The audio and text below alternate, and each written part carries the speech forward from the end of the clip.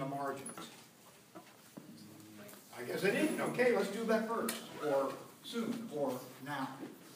If you turn to just sort of any old page, and unfortunately I have my issue and not your issue, but this is what makes this an important thing.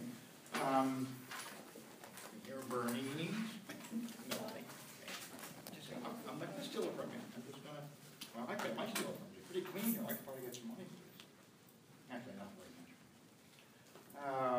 Okay, if you look on page 5,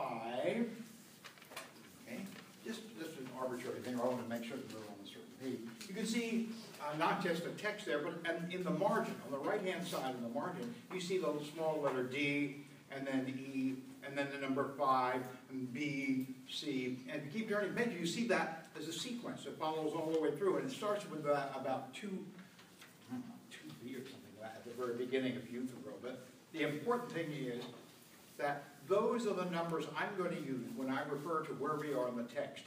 Now, there are a couple of reasons for doing that. One is that while I use the same translation, the page numbers are different. And so I can't just say go to the middle of page 5, because it might be in the middle of page 4 in your edition. It would be the same exact translation, as I said, but it would be in a different place. In addition, if you take a class in ancient philosophy or any class at a college or university level in philosophy where you use what are called the original texts, you know, the primary sources is another word for them, then the professor will require, just as a matter of that's the way it is, that and he will refer to those letters and numbers in the margins. That means that you can use really any translation and not have to use this one. This is probably the best and the cheapest, but you're not sort of stuck with this. As long as you have a translation that has in the margins those letters and numbers, they will be consistent with every translation. The letters and numbers refer to the original Greek text. There is a standard Greek text for every work of Plato, every work of Aristotle, every work of the major ancient philosophers, and some other philosophers as well. Particularly, though, the ancient philosophers who wrote in Greek and Roman all have a standard text, either in Greek or Roman, depending on what they wrote in. And from that text, all competent translations are made. So that it has been common practice in philosophy classes to refer to those numbers and letters in the margins. And it would be not just the numbers and letters themselves, like 5 or D or E, 6, but also the line number. So what I would say, for instance, is you see the number 5, which is down the page, sort of almost halfway down the page, now on page 5. Any number implies that the letter A follows it.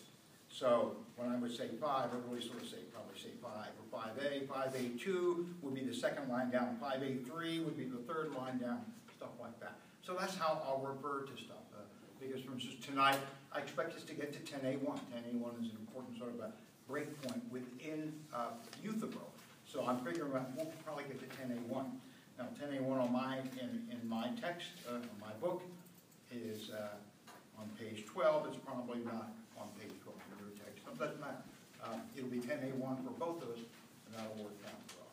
Also, I just sort of want to treat this like a grown-up class, oddly enough, and do grown-up philosophy in my own infantile way. So, having said that, any questions on that? Again, if you have a different translation, you probably pay too much for it, because these are really good and cheap. I love Hackett.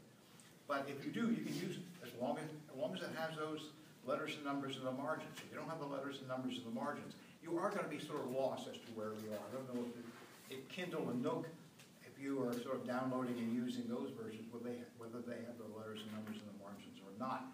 If they don't, it will become a little difficult or disorienting. It won't be impossible, but it'll be much more difficult to know where we are at any given time. So that's sort of as a preface to starting with Euthyphro. There's one thing that's worth it as we start, worth thinking about as we start Euthyphro, we start this dialogue, is that while the philosophy is the most important stuff, this is the stuff I'm going to really be emphasizing, the philosophical ideas, criticisms and arguments and counter-arguments, etc.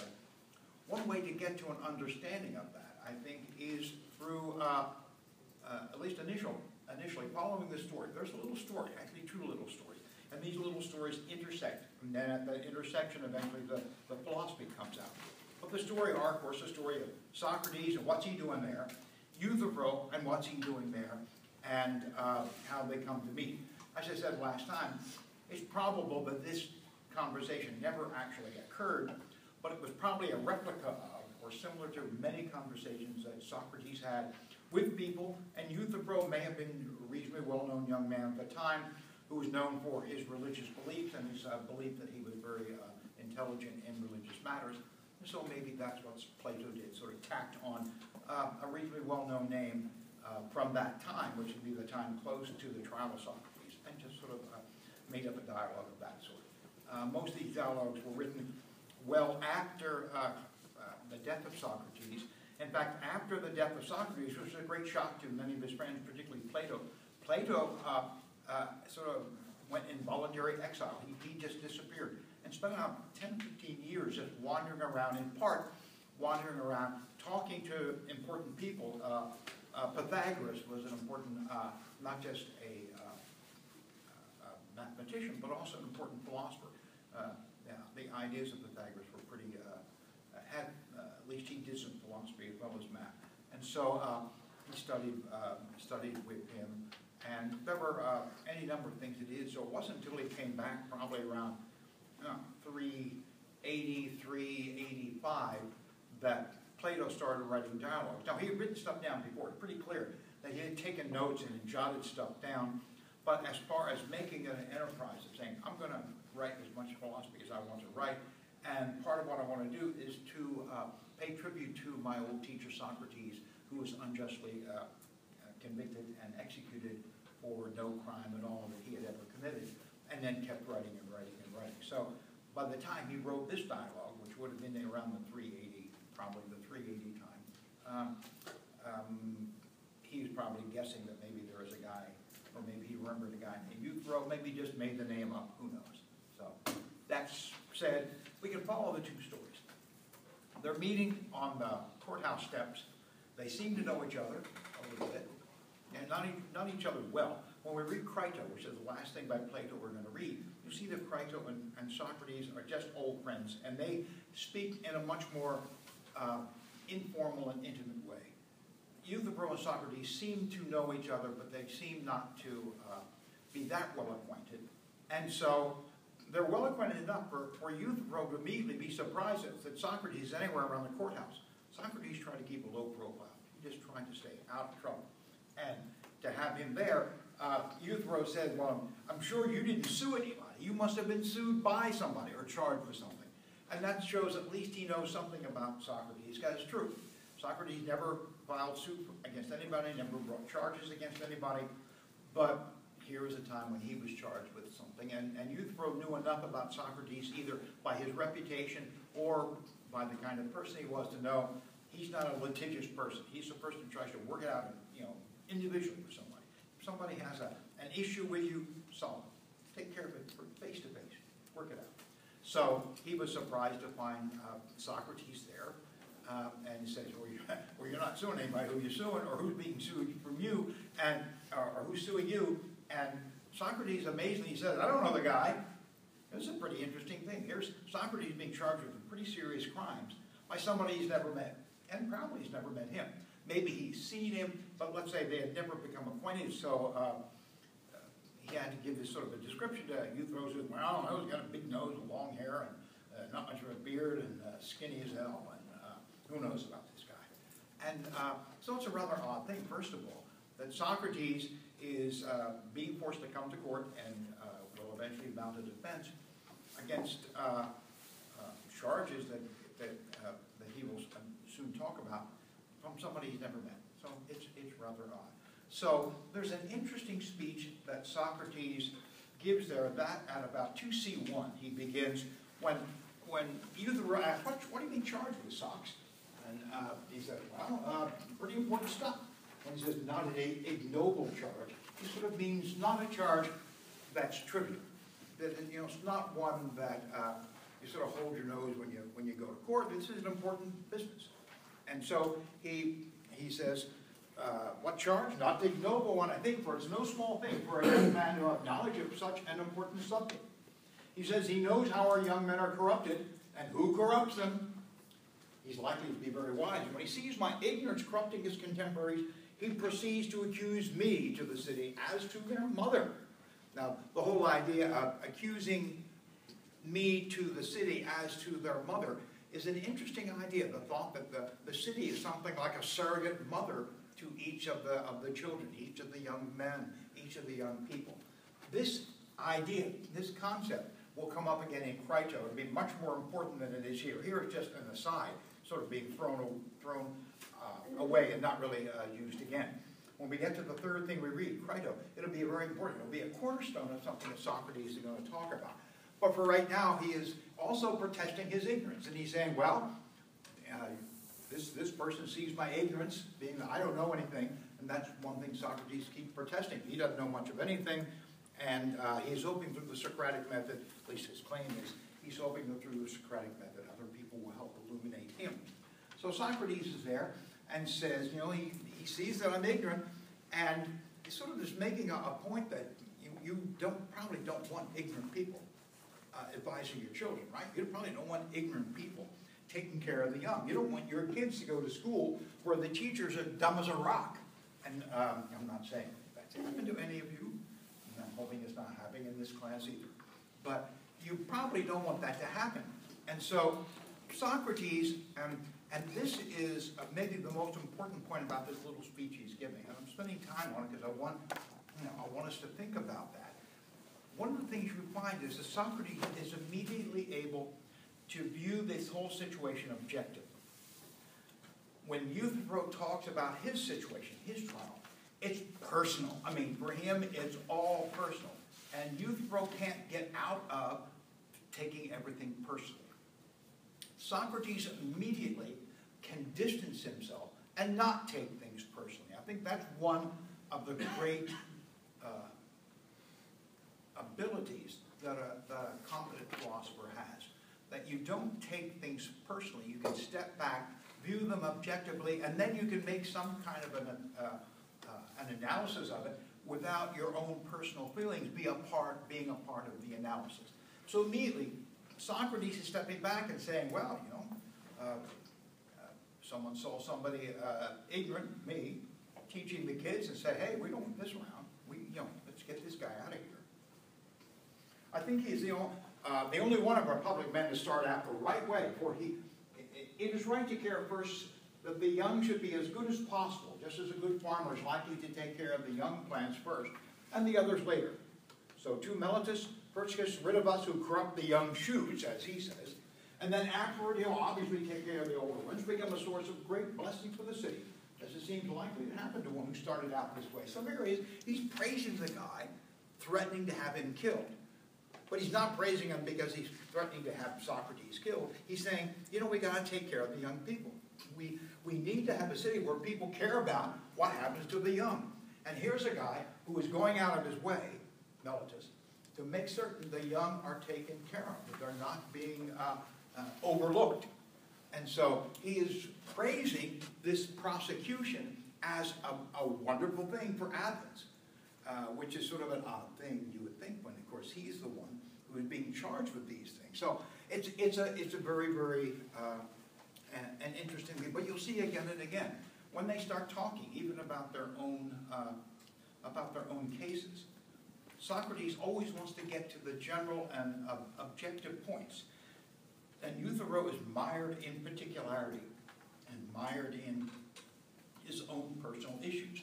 And these are really two contrasting ways of approaching problems. You either approach it from a radically subjective, and it's all about me, kind of almost a narcissistic approach. And Socrates has a very different approach. Take the objective, sort of step back and don't let your feelings get involved with your analysis. Be able to do the analysis without it being something that involves your emotions, your personal emotions about your own life. There's a great philosopher who died much too young, Bob Solomon, an American philosopher, talked about what he called rational passion. It's sort of the key to what what philosophy is about, that there's nothing wrong with passion and emotion in philosophy, and he thinks the best philosophy is passionate. But he also believes that passion has to follow reason and not the other way around. That once you reason about what you think is the approach, then you should follow that approach passionately. But if passion is the first thing, and then you try to craft reason around it, you often can essentially be crafting reason around something that isn't going to hold together. So Socrates is sort of saying something of the same thing. Let's deal with this rationally first, and then if we want to talk about it in more emotional terms or talk about it in more personal terms, that's fine. But if you don't deal with it rationally first, then you won't be sure that what you're dealing with and the route you're taking and either defending or condemning this thing is based upon anything other than your feelings. And maybe your feelings are important and precious to you, and no philosopher is going to say they shouldn't be. But if you're going to try to make philosophical sense, if you're going to try to make rational sense of something, then you have to be led by reason, not led by passion. But passion can follow after you've made a rational commitment to something. And passion can follow and make it more meaningful in your life. So that's, I think, a nice little contrast between Euthyphro and Socrates in their approach to the topic here. And after Socrates gets through this little speech there at about 385, Euthyphro sort of brings him back down to earth and get real pal. You may think this is really nice, but you're going to get railroaded here. I mean, Euthyphro does sort of have a very hard-nosed, pragmatic point of view, but he also has, it seems, something of maybe an arrogant point of view. And he says, "Which is true, Socrates, but the very opposite may happen. He seems to start out by harming the very heart of the city by attempting to wrong you. Tell me, what does it say you do to corrupt the young?" "Strange things to hear him say," says Socrates. For he says, "I'm the maker of gods, and on the ground that I create new gods, while not believing in the old gods, he has indicted me for their sake, as he says." And this whole idea about making new gods is a rather interesting thing, and also about the old gods and new gods. That's a strange thing. First of all, remember that Athens and all of Greece, all the ancient world, most of the ancient world at least, was polytheistic, and certainly Greece and Athens was very polytheistic. There were a lot of gods, there were scores of gods. But there was a belief, and this is just the belief of each of the cities. Each city believed that, wow, sure, have a lot of gods, but there are certain gods that care about us. For instance, there were certain gods of Athens, and it's not saying that other gods weren't gods, but one of the problems is the other gods might be more in favor of the fortunes of Corinth, or of Syracuse, or of Sparta. And each city had its own little group of gods. Some writers, Robin Waterfield, whose book Why Socrates Gods, a really nice book, came out in 2009, and sort of an analysis of the whole situation. And one thing that Waterfield sort of called the religions of the time, the state religions, which is really what it was. There was no separation of church and state there in Athens or any other city, that there was a state religion, and if you're going to be religious, you must follow these particular religious guidelines. And Waterfield calls them cults. It's nothing more than the cult of Apollo and the cult of Athena and the cult of whatever it could be. Whichever gods were thought to be gods of the city, cults would build up around them with elaborate rituals and sacrifices and all that kind of stuff. But if you lived in Athens, don't make fun of that crap. You better do it. You would better be known to practice and known to worship only those gods. Because if you worship another god, there may be other gods. If you're at war with Sparta, as you were, if you're an Athenian for a great deal of your life, if you're at war with Sparta, and you say, well, I'm going to pray to this god, just for the hell of it, then you'll be praying perhaps to a god that favors your enemy. If you're praying to a god that favors your enemy, then you're a traitor. I mean, that's all there is to it. You are giving aid and comfort to the enemy by making nice with a god that favors your enemy. So it was serious business. It was not just religious business, but it became state business. It became a criminal thing, not just a religious thing. And so when he is being charged with not believing in the gods of the city, the old gods, he's merely being, the truth of it was, Socrates taught that all gods are gods. And if a god is a god, it's worthy of worship, period. That there are no special gods, because his view of gods is that the gods have, they're above the pettiness that humans have, the petty loyalties, the petty hatreds and loves. That gods are above that. Gods have to be able to see things from a much more distant and Olympian sort of view, so that the gods don't favor dirtbags, and they will punish dirtbags and reward the good. But they won't reward you just because you live in this city, or punish you just because you live in that city. That's crazy, and that's not godly. He believes that's just not what gods do, if they're really gods. And this will come up very, very quickly in this dialogue, because Euthyphro has a very different opinion. But when he was teaching the religious duties to some of his students, his view was, all gods are gods. You worship all gods, you don't worship any gods. That's all there is to it. And if God, any god that's worth anything is not going to, play these sort of picky favorites that gods are supposed to do. God is on our side kind of a thing. He says, you may want to say that, but gods aren't on anyone's side just because of the flag they wave, or just because of this or that or the other thing. So he was being prosecuted for teaching this. So there was a corrupting of the youth as a part of it, corrupting the young. And connected or allied with this charge of corrupting the young is it's done by sort of eroding their spiritual life and making them think that there's nothing special about the gods of the city, which is exactly what he thought and exactly what he taught. So that the charges, and there's more about corrupting youth that I'll bring up when we do apology, the trial. But for right now, those are the charges, and so you're getting a little bit of a glimpse at them. And the most important charge for this particular dialogue is the one about strange religious beliefs. And it won't be known that until, yeah, Casey, was that a hand up? No. Okay. Well, then my eyes must be failing me. So, if I start to hallucinate again like that, just call the people with the white jackets. I said we'll throw something at you. You what? I said we'll throw something at you. Throw something at you? What? And that'll be a hallucination too. It'll whiz by, and I'll say, God, I'm having all kinds of stuff, and maybe I undercooked that turkey wing today. I guess undercooked turkey can probably cause hallucinations, and the tryptophan kicks in, and I go to sleep.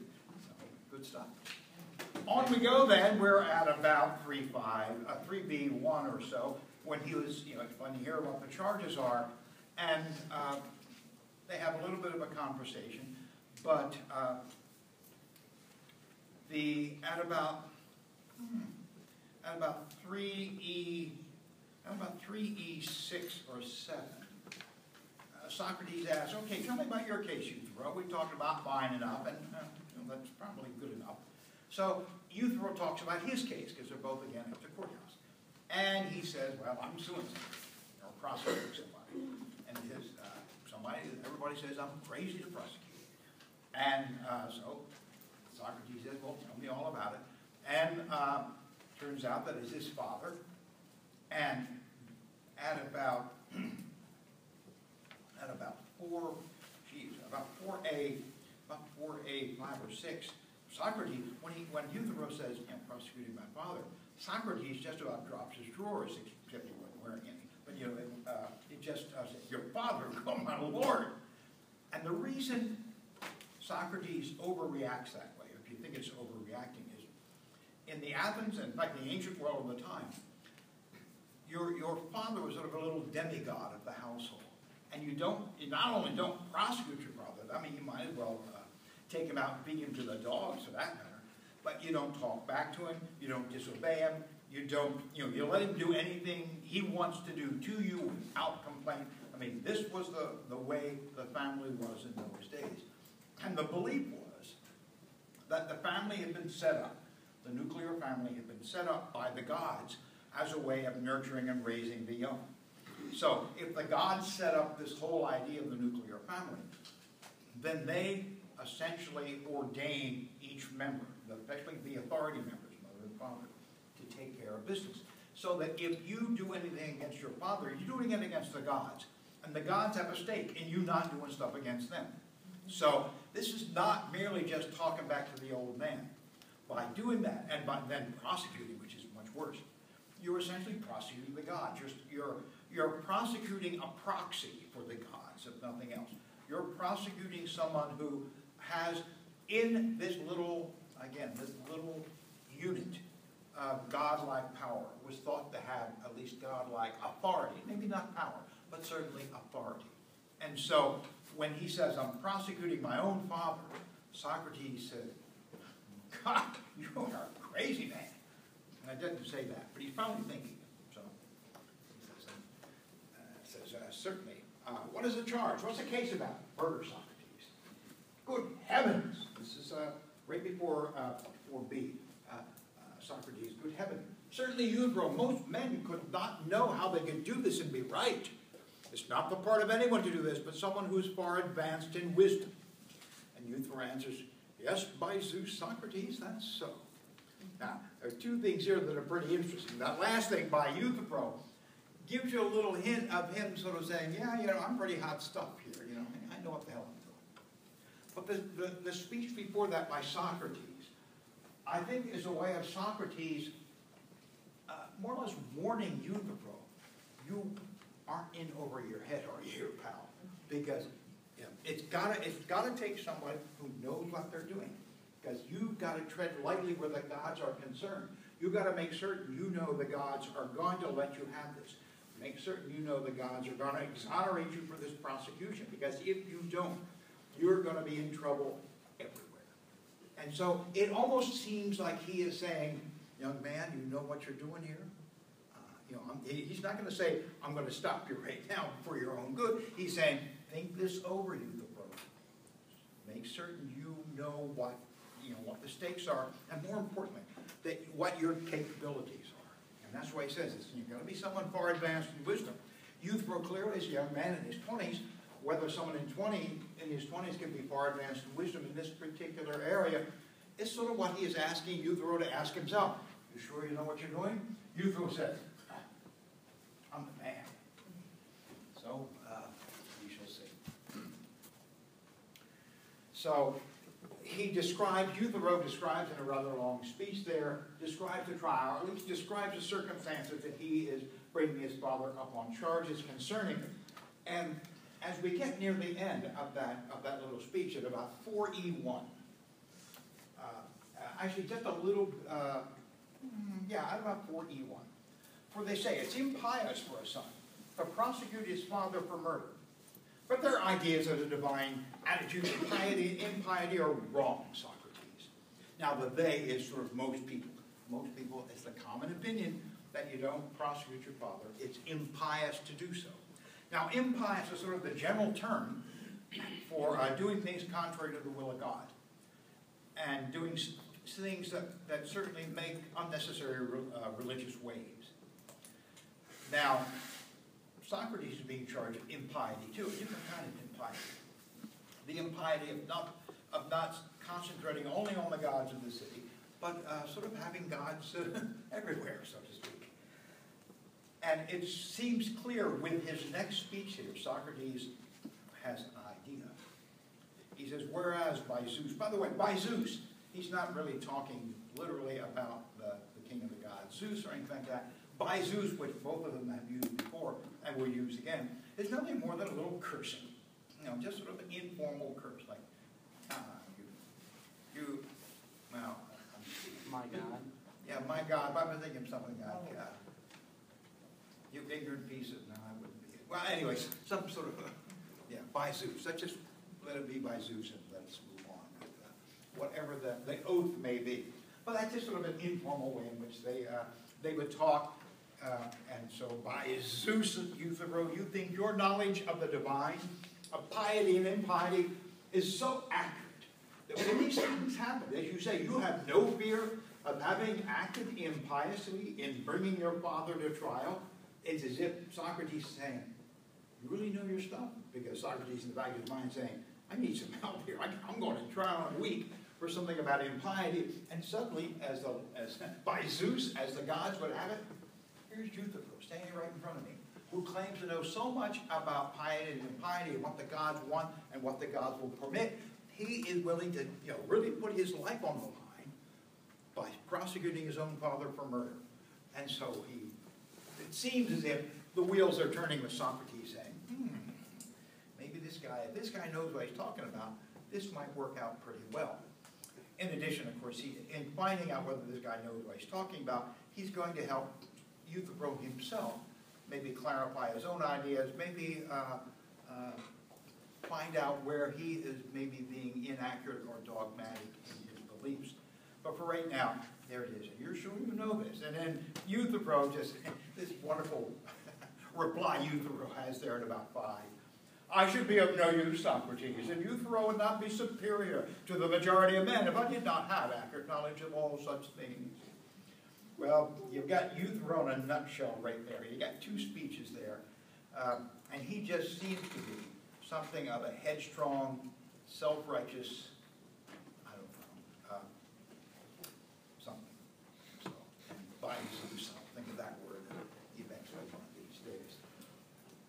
So, they start talking, and it seems clear that Socrates says, well, then maybe what I need to do is become your student. And you can teach me all about piety. And of course, Euthyphro is quite happy to be the teacher because that sort of feeds into his own ego, which already is pretty well in evidence just in the first couple of pages. But this is him, Socrates, saying, I'm very desirous of being your pupil, is something of a, not exactly irony yet. We'll get irony later.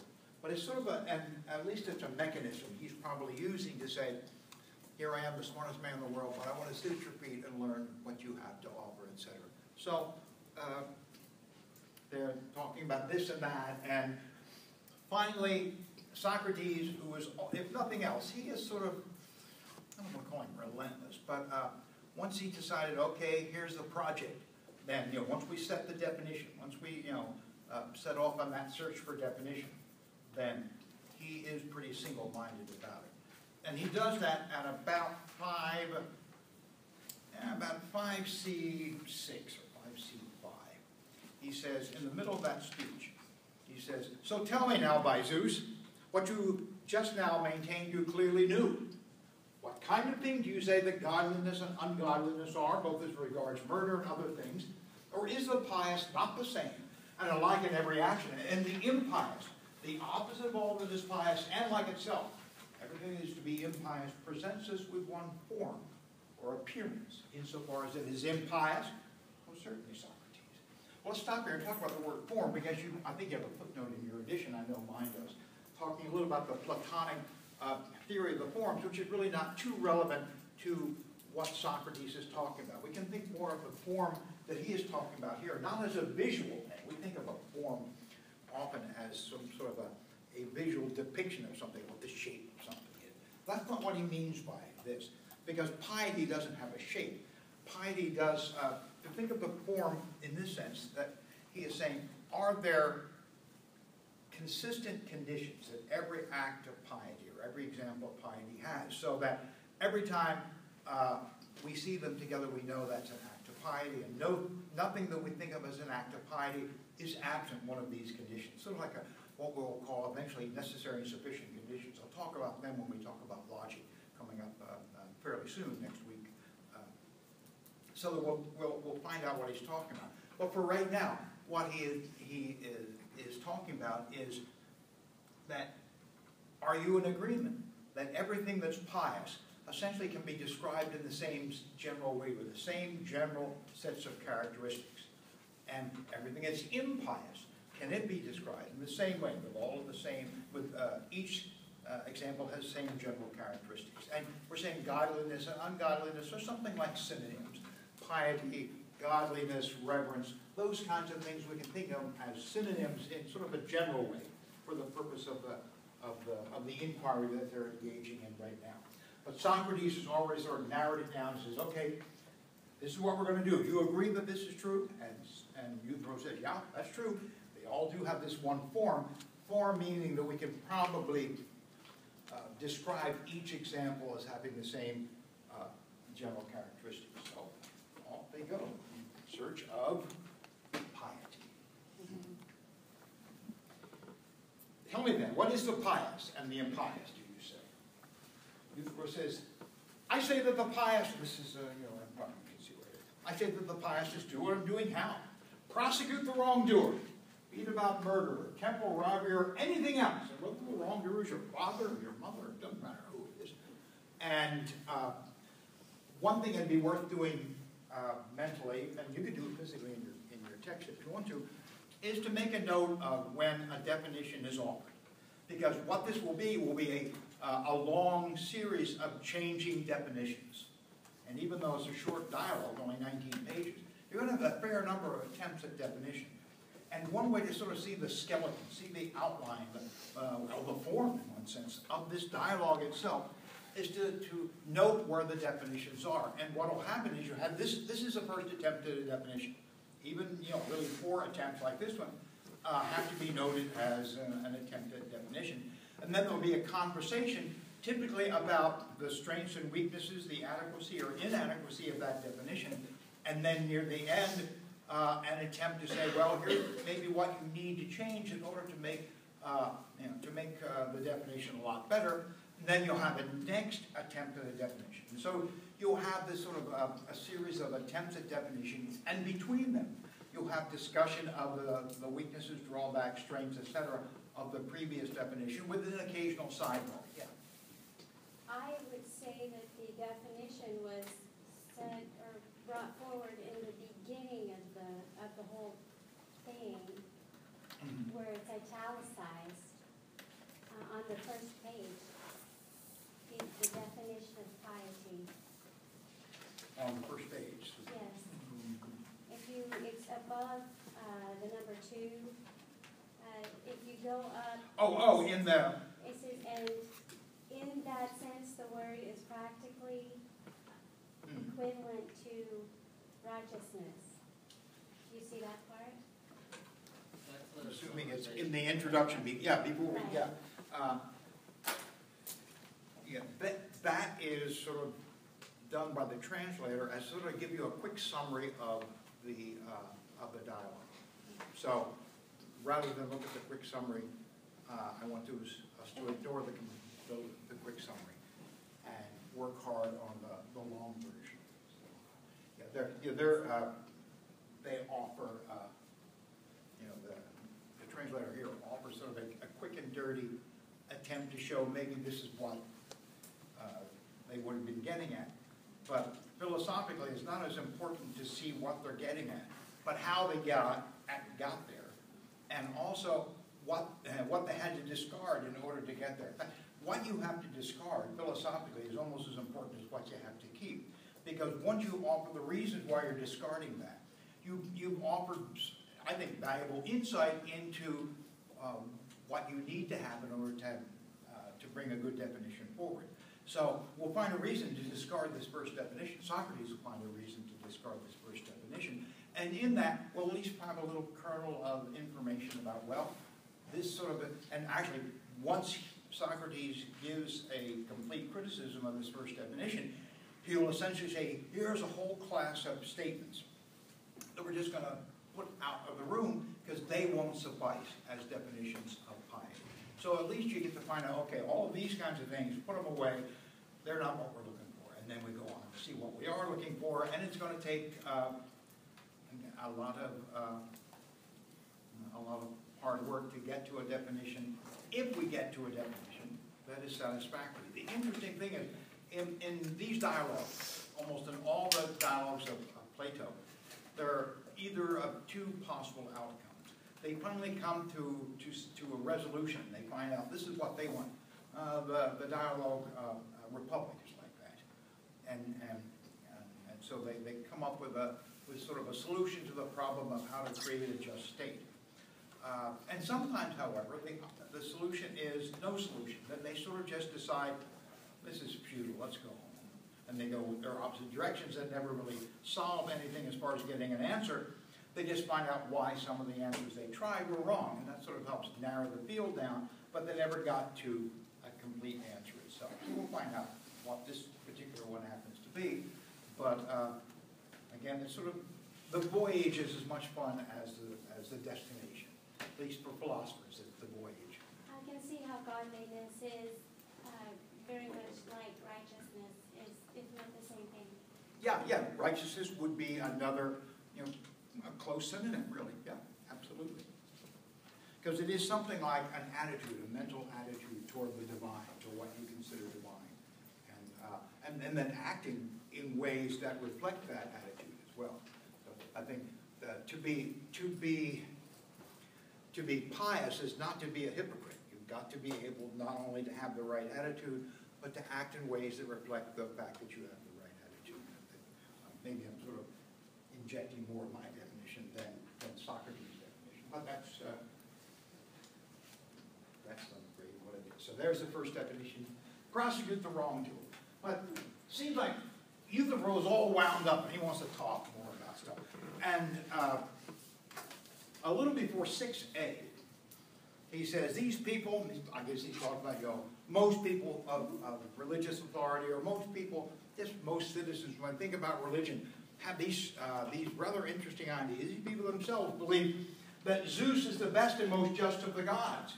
Yet they agree that he bound his father because he unjustly swallowed his sons, and that he in turn castrated his fathers for similar reasons. Well, they're angry at me for prosecuting my own father for wrongdoing.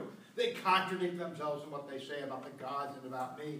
And so he's sort of giving an example that the stories about the gods, and the stories about the gods came down through, let's say, sort of folk wisdom, word of mouth, and there's some poems by Hesiod, some of the great early Greek poet, wrote poems that attempted to depict things about the gods in the very, very early days of the earth. And there's a poem is called Theogony, which is essentially sort of like the birth of the gods. And then another one called Works and Days, in which this was described after it sort of, the stories were passed on from tradition and mythology, etc.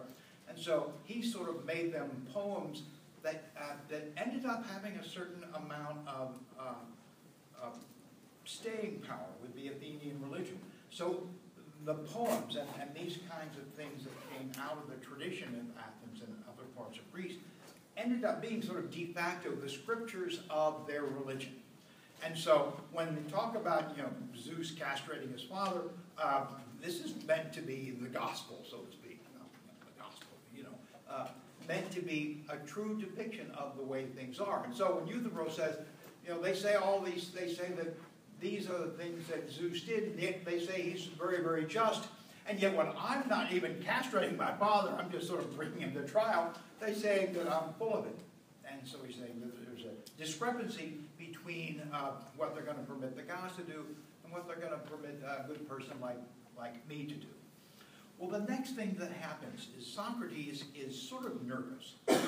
Nervous in the sense that he says, I don't like these stories told about the gods. He says, these stories just depict the gods as very ungodlike. And what's being uncovered here, and it's going to be a continuation, it's going to continue on through his trial as well, is a view that Socrates had, and probably part of the reason why he's on trial himself, at least his charges of impiety, is his view that, first of all, gods are great. The gods are wonderful. The gods are the most important beings in the universe.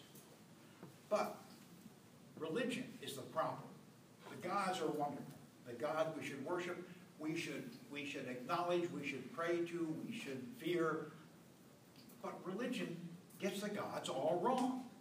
And that religion is, because it claims to have some sort of an inside track to knowledge of the gods, it tells us all of these wild, crazy stories about the gods, which depict the gods in ways that just nothing more than powerful, spoiled children that always have gotten their way too long. And Socrates' view is the gods are wonderful, but the gods are gods. And they're not going to be just like superheroes with a mental problem. The gods are beyond all of that, above all of that. They don't have all of these kinds of petty jealousies and loyalties, arbitrary ones. And so when he hears the stories, he says that it really gives me some heartburn because I really love the gods, but I really hate these stories about the gods. And yet these stories about the gods essentially are religion. That's what he is saying. That the gods are important and religion misleads us. Religion leads us away from the gods with these preposterous stories of what the gods do, when if we only could follow the gods and recognize that what it means to be, a god is something different than these kinds of fairy tales that keep being told in a religious context. And because religious people, and this is the whole thing of being the church and state being nestled together, with religious people having state power, then they can force you to believe or profess belief in these preposterous stories Socrates is sort of alluding to, and there's no way out, except for a person who's willing to run afoul of the law, and he is running afoul of the law, and he is being charged with running afoul of the law, and what he's being charged with is essentially being a heretic, sort of like what happened in the great inquisitions of the Catholic Church in the 15th, 16th, 17th centuries. The great inquisitions there made heretics of people just because they had maybe a slightly innovative way of looking at religious practice. There was a required way to practice, required things to believe, and that's what you've got to do. And the stories that Euthyphro is stating about, talking about, are just stories that sort of almost everybody knew. That were just sort of those were the holy books and the things that happened in the holy books. Jack. So to try to translate this to things like current day, you could think of some of the terrible things that for example, the Westboro Baptist Church would bring up, in reflection on the Judeo-Christian God. This is what this God is like. And I think if Socrates were there in Topeka, he would say, I don't know what you people are smoking, but God ain't smoking that stuff. And it's as if you're depicting God in a way that has nothing to do with God. It has only to do with your own prejudice, only to do with your own strange way of things. And Socrates would see that this is one of the things that drives people away from religion. But he doesn't want it to drive people away from gods. He merely wants them to have a view of the gods that were godly when it comes right down to it. And his view is a lot of the depictions of the gods are not godly, but they're just bizarre and grotesque. I'm speaking of the example you brought up. At least I'm trying to think here for Socrates. I think he would see it as bizarre and grotesque. So that this is sort of a little sub-theme that sort of is going to linger beneath everything. That's sort of a God versus religion sub-theme. It's not that it's God versus religion, but because religion has a monopoly, and then Athens had a real monopoly, both on state power as well as religious power. But even in our time, religion more or less has a monopoly on, let's say, knowledge of depictions of God, so that even today, Socrates would say that you got to find God. God's important, but don't trust it to religion, because religion has its own agenda, and other philosophers who have come along have made this point with a little more forcefully than Socrates did. But he is laying it out here right now, and let's continue on. It says, indeed, Euthyphro, this is the reason I'm a defendant in the case, because I find it hard to accept things like that being said about the gods. This is 6a, 8 of 9. And it is likely to be the reason why I shall be told I do wrong. Now, however, if you who have full knowledge of these things share their opinions, then we must agree to them too, it would seem.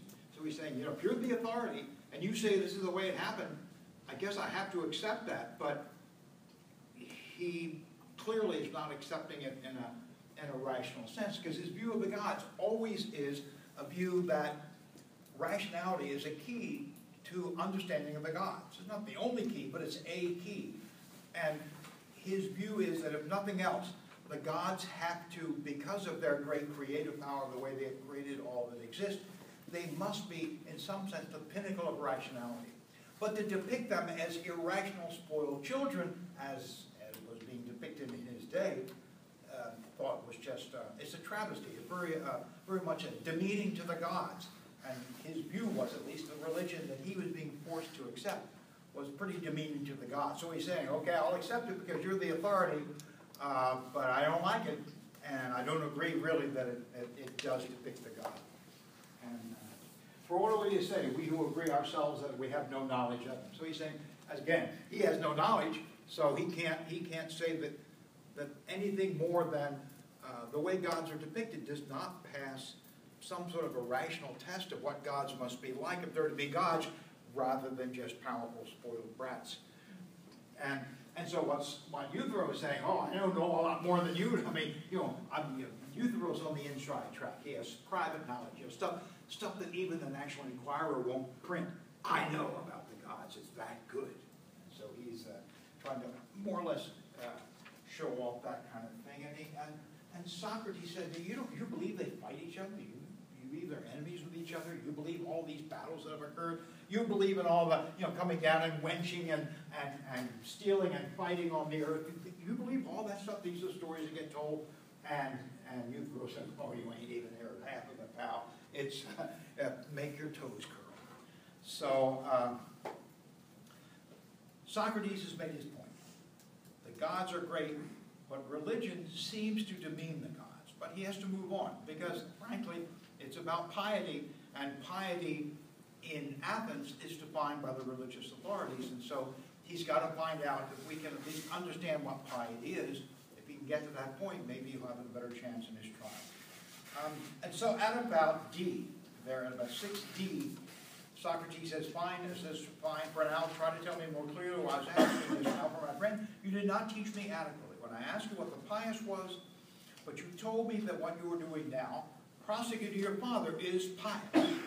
And I told the truth, Socrates. Perhaps. Well, stop at perhaps, that's an important word. But what are you saying? Let's get back on task. I asked you to tell me what piety is. You didn't tell me. You just gave me an example of that what you're doing is pious. And he said, well, and Euthyphro said, oh, it is. And his answer perhaps means that we won't know whether what you're doing is pious until we have a definition of piety, until we know what the concept looks like. If we can't understand the form, we can't understand whether any given example is something that is fulfilled by the form or not. So we have to take first things first. And the first thing is, let's understand the concept. Let's try to understand how we can arrive at the concept which is sort of beyond any possibility of criticism. Then, once we have a concept of piety that is nailed down, then we'll look at your case, we'll look at my case, we'll look at all the cases you want to, and say, okay, now that we have the general characteristics that all pious acts possess, does this act possess the characteristic? Does my act possess the characteristic? Does, and whatever it is. So that's why he says perhaps. He says, we won't know. We won't know until we figure out the general concept. And he says, you agree, however, that there are many other pious actions? There are. Bear in mind, then, that I did not bid you tell me one or two of the many pious actions, but that form itself, which makes all pious actions pious. For you agree that all impious actions are impious, and all pious actions pious, through one form. Or don't you remember? I do. So he's sort of putting his feet to the fire, saying, okay, what is the form? What are the characteristics that all pious actions possess? Or if you want to go with impious, what are the general characteristics that all impious actions possess? Either way you want to go, pal, but give me something. And so Euthyphro apparently gets with the program, seems to understand what's happening, because there at 7A1, he says, okay, here's definition number 2. He didn't go on definition number 2. And you don't have to know definitions by number. That's a crazy thing. I mean, my tests are horrible, but they're not that horrible. You need to know content, not that kind of stuff. But if it helps you to just sort of number them or anything like that, fine. But here we have the next attempt at a definition. So we had a little interlude talking about the gods castrating each other. Then we had Socrates saying, this is why it didn't work. It was just an example of what you think is a pious act, rather than a general characteristic of piety. So 7A1, Euthyphro says, well then, what is dear to the gods is pious, and what is not is impious. And Socrates is very happy. He says, splendid. He's not saying splendid because you're right. He said, splendid, you gave me the kind of thing I was looking for, a general characteristic. Now, we must test this general characteristic to see if it falls into place, if it has any problems with it, etc. But if, if this holds up, then we've done real well. So, good for youth growth. What's dear to the pious. But immediately a problem does arise. One problem is that this particular La Coeur water tastes like Alka-Seltzer. So I strongly urge. Anybody ever had their coconut flavored sparkling water?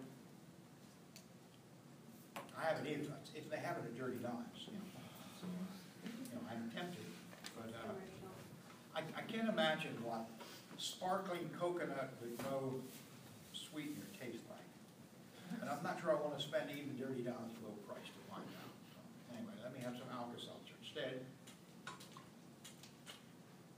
Yeah.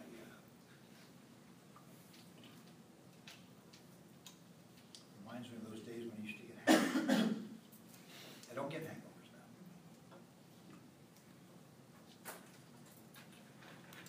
I think I've fried all my brain circuits so that they no longer respond that way. Or not. So Socrates says, you did depict the gods as disagreeing a whole lot, right? And, the stories, we already talked about this just, a page ago. And now Socrates is saying, well, let's think about disagreement. When you and I disagree, he says, what kinds of disagreements do we have? We may have a disagreement on how much I weigh.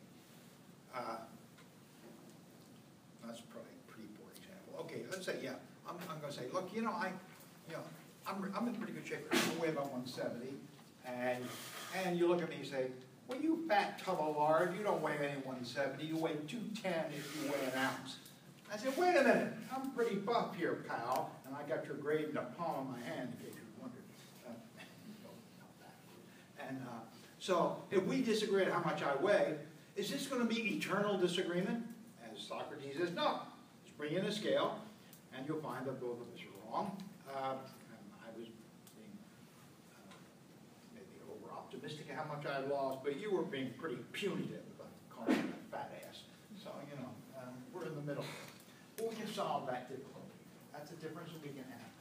So, if we're depicting the gods as disagreeing, it can't be disagreeing on that kind of stuff. It can't be disagreeing on count, what he calls number and weight and those kinds of things. Certain kinds of disagreements can be solved pretty simply, having to do with empirical observations that we can all make. But there are other kinds of disagreements, sort of, you might call them judgmental disagreements. The judgments about, is this just or unjust? Is this right or wrong? Is this good or bad? Is this, those kinds of things. You might call them moral, let's say value-laden disagreements. He says, when we disagree about the morality of a particular thing, is capital punishment moral or immoral? We can bring out all the stuff we want. We still may end up disagreeing. There's no easy way, or no, let's say, compelling way, or no convincing way that we can probably arrive at an agreement about the moral nature of capital punishment, no matter how much evidence we have. We may still end up disagreeing on either side of the issue, and that can be almost any kind of a moral issue as well. And so these are issues where Socrates is saying, these are interminable disagreements. These are disagreements that, we know how long things like the abortion debate, the questions about euthanasia, questions now about things like the moral status of the environment or the moral status of animals. These are things that probably whoever disagrees and agrees, that just seems like it's never going to end. So he is saying that must be the kind of disagreements the gods have. So if the gods have those kinds of disagreements, it's unlikely they're going to be solved either. It seems like these are sort of value and judgmental kinds of disagreements that are pretty much impossible, that they will last forever. So what Socrates is saying, that if this is the way things are, and you've depicted them as the gods sort of eternally fighting and disagreeing on everything, then how can we also have what's dear to the gods be a characteristic of piety?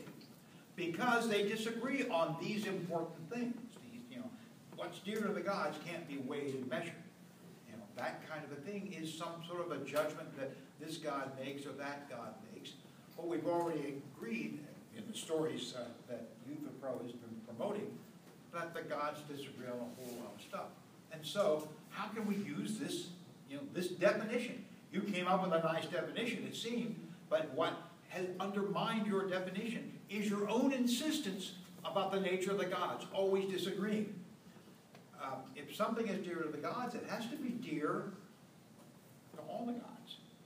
And yet you've got the problem of the gods always disagreeing. If the gods can't agree on what's dear to them, then how can that be a part of piety?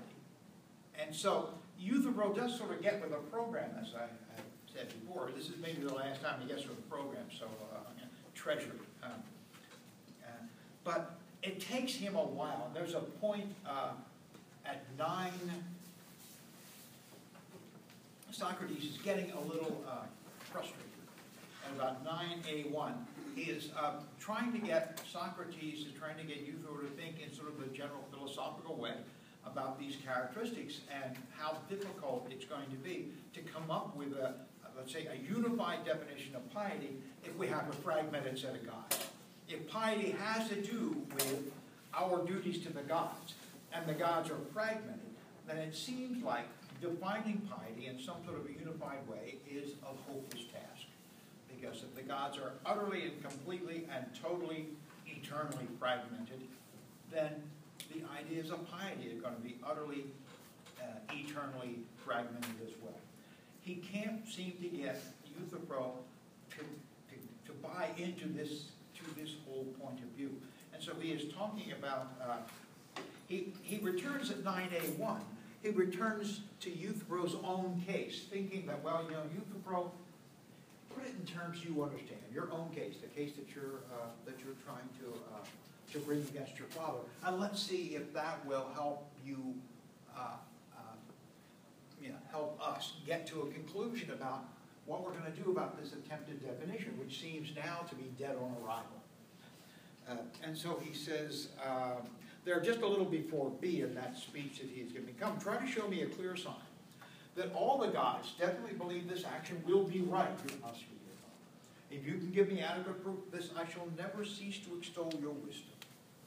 And Euthyphro answers, this is perhaps no light task, Socrates, though I could show you very clearly.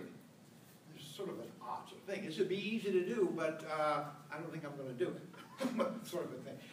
And finally, Socrates there in his next speech, I think is a clear example of Socratic irony. He says, I understand that you think me more dull-witted than the jury, as you will obviously show them that these actions were unjust and all the gods hate such actions. So he's saying that, you know, you got a trial coming up, and I bet my ass that you are going to be able to tell the jury how, you know, what you did is right, how what your father did was wrong, and how the gods will exonerate you, and you'll be able to do that. So you must think that I'm stupider than a typical Athenian jury.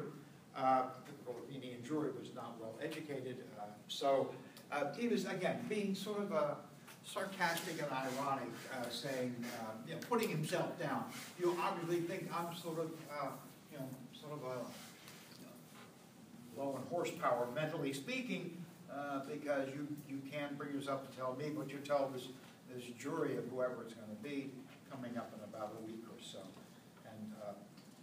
And so they talk a little bit, and finally, at 9e1, Euthyphro says, okay, here's what we're going to do. Actually, a little before that, he sort of says, no, here's how we'll do it.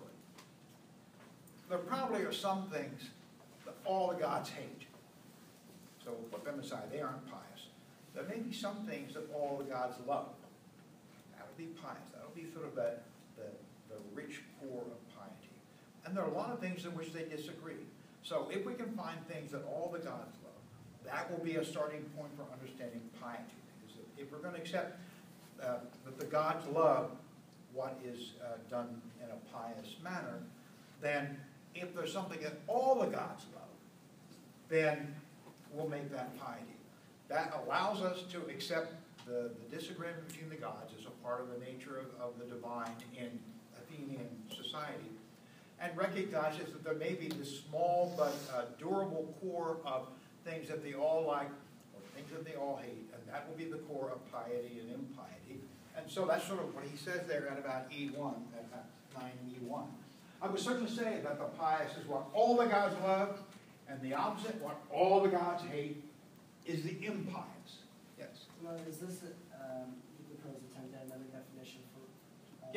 This is his next definition, trying to say, okay, here, now we've altered the first definition, which was what's dear to the gods is pious, and said, now it's what's dear to all the gods, because he had to take cognizance of, he had to sort of allow for the fact that he had already brought in the whole disagreement story about the gods, and so that had to be accounted for in the definition, and so that's how he was. And Euthyphro thinks it is surely Miller time now. He has done his work. This is really good. And then at 10A1, Socrates blindsides him with a question. He says, well, consider this. Is the pious loved by the gods because it's pious, or is it pious because it's loved by the gods? And Euthyphro says, And I mentioned before that there is something called the Euthyphro dilemma. That's what it is. The Euthyphro dilemma is trying to solve this question, sort of a conundrum, just a little riddle. And the riddle is a riddle in causal analysis, in causal reasoning. What causes this? Is the love of the God cause something to be pious, or something being pious cause the gods to love it? And that's sort of what they're asking here. Euthyphro doesn't see this as different. Well, it's the same thing. You can change words around. It's all the same thing. Socrates can't get Euthyphro to understand. Those are two separate questions. Those are two profoundly different questions. And that's where the Euthyphro dilemma will come in. So we will start doing the Euthyphro dilemma next time. So be prepared again to take more wonderful, extraordinary, exciting, copious notes. I'll put stuff on the board. And anybody that has good notes, please give them to Amanda, who has just joined us through no fault of her own. We've heard of student aid and the horror stories in that office. She is a victim of it, but she's here with us. And so anybody has got some notes for her.